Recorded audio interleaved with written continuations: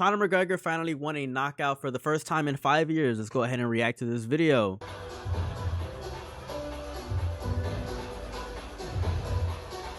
Wow. That's pretty bad. I wonder what this dude actually did to piss off Conor McGregor this much. I mean, let's just be honest. Conor McGregor's not out just hitting people for no reason. We still don't know why Conor McGregor punched this guy, like, until there is some confirmation on that.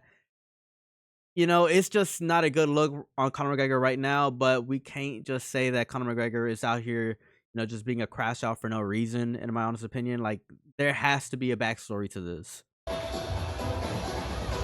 Alright, so Conor McGregor has scored his first knockout win in 5 years after sleeping some random dude in a club while partying in Ibiza. After months of trying to rehabilitate his image, where we've seen him put out a family man persona on his social media, get his new record label off the ground, and get more involved with Irish politics, it seems like this guy couldn't hide who he really is for forever. Listen, I don't think that anybody that's followed Conor's story since the beginning ever believed that he could stay out of trouble for too long, but this guy didn't even make it 6 full months since getting deemed liable for before getting into his next controversy. Now wait, don't get me wrong, professional fighters assaulting civilians in public spaces is a dime a dozen. If I had $1 for every pro boxer or UFC fighter who's gotten in trouble with the law for punching some rando that rubbed them the wrong way, then I would have many, many dollars. They shouldn't do it, but I have come to terms with the fact that most pro fighters are hotheads with terrible impulse control, and for how many times a year Most pro fighters are hotheads with terrible impulse control.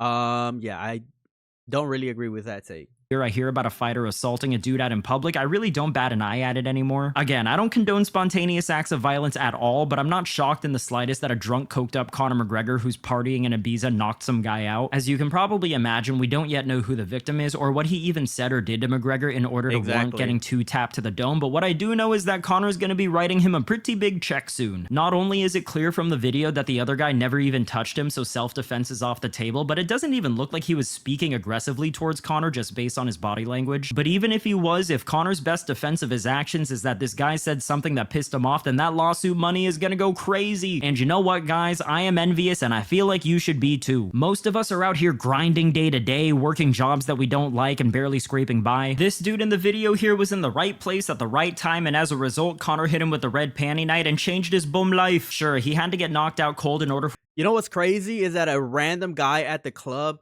got a red panty night before Michael Chandler did. That's absolutely insane. That's crazy. Maybe Michael Chandler should try to find Conor McGregor at a club, piss him off, so that Conor McGregor lays a 1-2 on him, and then finally gets a paycheck from Conor McGregor. I mean, I think that's Michael Chandler's best freaking option this point forward for it to happen, but we literally tune into the UFC every weekend to see guys get knocked out in the octagon only to make way less money than what this guy's going to get for the same job. Seriously, what do we think this guy is going to make from the impending lawsuit? I mean, at the very least $50,000, but probably a lot more. I mean, with a half-decent lawyer, I feel like this guy could easily squeeze out at least $100,000 out of this situation. However, what I will say that I really don't like about this video is that Conor threw not 1 but 2 sucker punches at the guy. And maybe I'm speaking too soon when I say this, but unless this guy said something absolutely heinous to him, I feel like under most circumstances, it's pretty shameful for a high-profile fighter to swing on a random untrained guy. Like, dude, even if this guy wanted to fight— that should be obvious,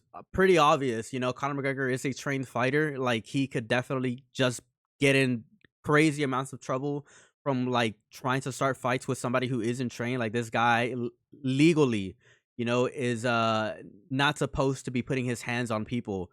But like I said, there's always a backstory to everything.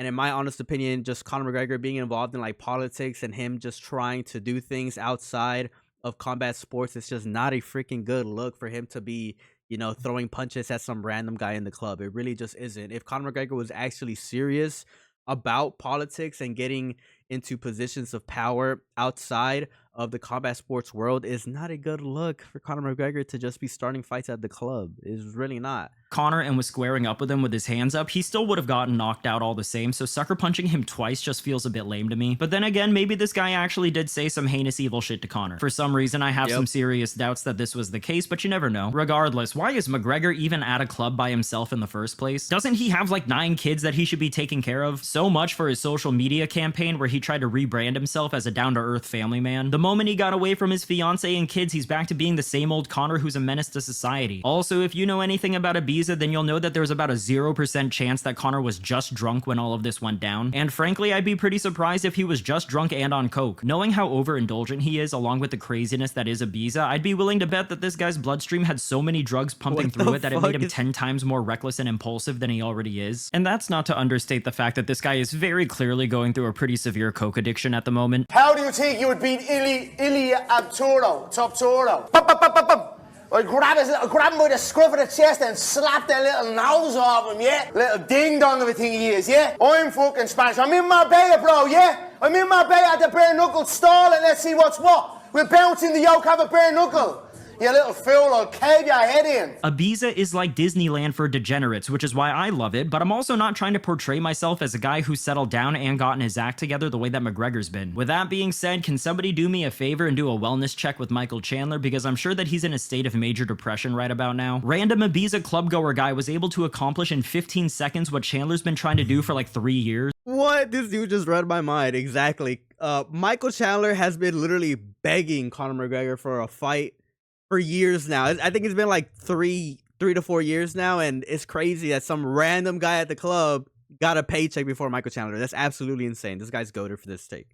No, but for real though, I have never understood why guys like Chandler, Masvidal, or Usman, who all at one point were clearly desperate to fight Conor, never tried to get super personal with their trash talk in order to bait him into a fight. I mean, Masvidal kinda did, but he only ever pulled out generic lines that we've all heard 1,000 times already. He called Conor small, he said that he ducks real fighters, and he called him a diva, which none of this is anything that McGregor's never heard before. I don't know, man. That dude's been talking wild for a second.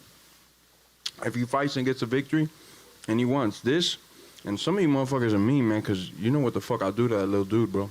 I'll fuck that little guy up, man. He's a fucking midget. This is chat GPT level trash talk. This isn't stuff that would actually dig at Conor's ego and hurt his feelings. As we have seen over the years, Conor will fight anybody for free if you bruise his ego enough. For example, he swung on people if they refused to shot a proper 12, or if they rejected his advances on his yacht. Shit, sometimes he'll just attack people for absolutely no reason at all, even if they were partying together for hours prior. I mean, let's not act like Conor's demonstrated that he's a totally sane and rational human being. This is the same guy that threatened to kill Dustin Poirier and his wife after his most recent fight. You're on the ground with your leg broken in half at the bottom, threatening to kill somebody, to a man who's just dominated you twice in a row now. He could walk up and soccer kick you in the mouth and knock all your teeth out and leave you for dead on that canvas. You're the one who is in a position to get killed, Conor, in that spot. Show some humility. Listen, I haven't done half the things you have in the sport. I don't have anywhere near the money that you have, but I can say that I've conducted myself and you, Michael, throughout the course of our careers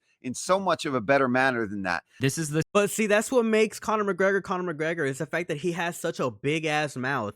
And there's so many people throughout the history of the sport that have tried to shut down Conor McGregor, but Conor McGregor, when in the position, is always able to back up his shit talk. That's what makes Conor McGregor. Like, you have to out Conor to get this motherfucker's attention. I think for anybody out there that wants a recipe of how to get Conor McGregor's attention, you have to do a couple of things. You have to attack his ego and attack the one thing that he wants to create a freaking identity from. Attack the fact that he's trying to get into politics, and maybe attack his country. Fuck it, or not even personal attacks towards Conor McGregor even affect him anymore. Just attack his identity and what he wants to become. Maybe then, you could get Conor McGregor's attention. But yeah, in my honest opinion, Conor McGregor has always been like one of the biggest shit talkers, and whenever there is an opportunity to just shut Conor McGregor up, he always is able to back his own bullshit up, because that's just what Conor McGregor is. The same guy that threw a dolly at a bus window, endangering the safety of several other fighters just because Khabib punked his boyfriend. And let's also not forget that Conor spit in the face of a fan who simply said, "Let's go Khabib" to him.